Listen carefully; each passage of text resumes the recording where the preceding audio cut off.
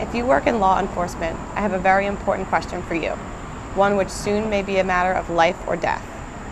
I'm sure some people become police officers just so they can boss other people around, but I'm going to assume here that you mean well, that you want to be one of the good guys, in which case, my question is this. Is there anything the politicians could enact into law that you wouldn't enforce? Is there any order that you would refuse to carry out, or will you do absolutely anything your bosses tell you to? In the U.S., police have already obeyed orders to fine or arrest people for a wide variety of harmless activities, such as dancing at the Jefferson Memorial or having a vegetable garden in their front yard. Police have even gone so far as to execute violent paramilitary raids on food co-ops and organic farms. For decades, police have been carrying out armed home invasions, forced property confiscations, and other acts of violence against people who weren't hurting anyone, but who engaged in behaviors or habits which lawmakers have arbitrarily declared to be illegal. You may be comfortable in assuming that you'll never receive an order to do something truly immoral. But the fact is, with every order you receive, you have a choice between obeying without question or relying on your conscience. No doubt there were cops a few years ago who never expected to be ordered to disarm innocent people, to do door-to-door home searches without warrant or probable cause, or to detain and interrogate people for merely driving down a road. Yet police have since been ordered to do all of these things, and almost without exception they obeyed. So it's not unreasonable to ask, is there any point at which you will draw a line and say, no, that I will not do? And if you won't draw such a line anywhere, if you will do absolutely anything your political masters tell you to, how are you any different from the enforcers of Soviet Russia, Red China, or Nazi Germany? You may be tempted to say, I don't make the law, I just enforce it. Or to argue that if some legislature, court, or some authority above you says it's okay, then it must be. But keep in mind that this is exactly what the thugs of every tyrannical regime in history said to justify their actions. And how do we remember those people now? As courageous, noble law enforcers? No. Unless you want posterity remembering you as a heartless, mindless pawn of oppression, then you'd better decide, and decide now, where you will draw that line. Unfortunately, there's little indication that most cops have any line at all. The incidents of police officers refusing to inflict injustice upon the people are extremely rare.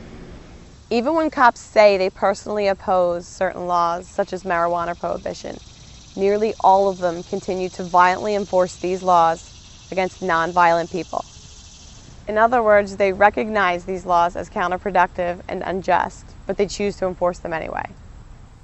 For the most part, American cops seem completely incapable of disobeying immoral orders, and instead do what the enforcers of every other authoritarian empire have done, inflicting harm on innocent people whenever and however those in power tell them to, while accepting no personal responsibility for their actions.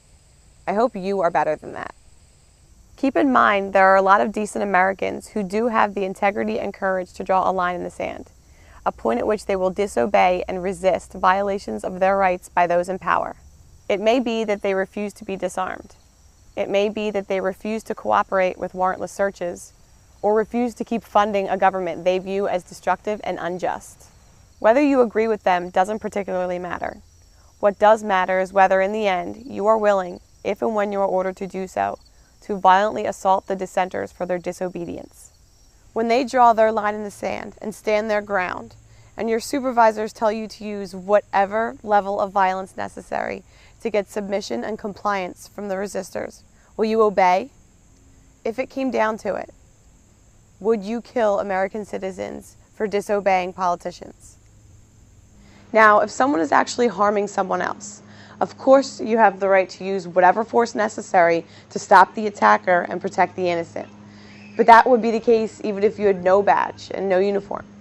But when you try to arrest someone who hasn't threatened or harmed anyone else, but has only disobeyed some arbitrary regulation, then you are the one initiating force. You are the one starting a fight. You are the bad guy.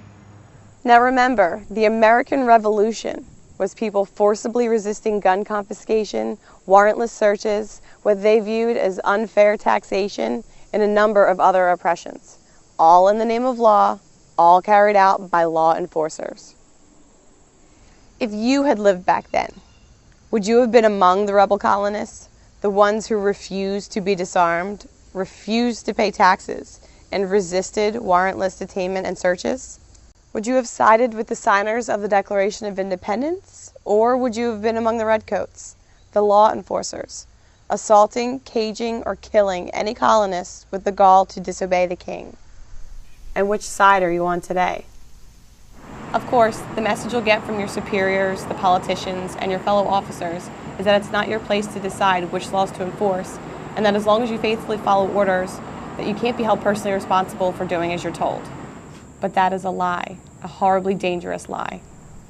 At the Nuremberg trials, it was established that the excuse used by the Nazi law enforcers that they weren't to blame and shouldn't be punished because they were just doing as they were told did not relieve them of personal responsibility for their actions. And make no mistake, if you choose to blindly obey unjust commands, and one day your intended victims decide to fight back, saying that you're just doing your job will not make you bulletproof. It may be your own life you save by deciding now at what point you will choose to be a moral, responsible human being instead of just an obedient pawn of those in power. Ultimately, only you can answer the question of where you will draw that line. But really, the only moral, rational answer is this. If something would be wrong for you to do without a badge, then you shouldn't do it with one either. The idea that uniforms and legislation can give you special rights is both false and horribly dangerous. Nearly every large-scale injustice in history was committed by people who wrongly imagined that their position of authority made it okay for them to do things that other people have no right to do. Like everyone else, you have the right to use force to stop attackers and protect the innocent, and when you do that, you are the hero. But you have no right to be the attacker, even if it's your job, and even if the aggression is called law. Always, in every situation, you and you alone are responsible for what you do.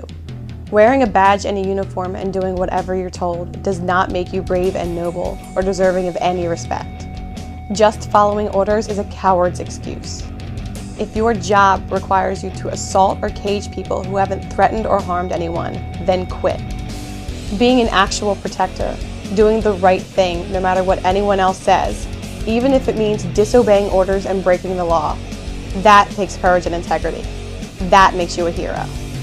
So, do you have enough of a spine to draw that line? Decide now, before your failure to think for yourself results in damage that cannot be undone.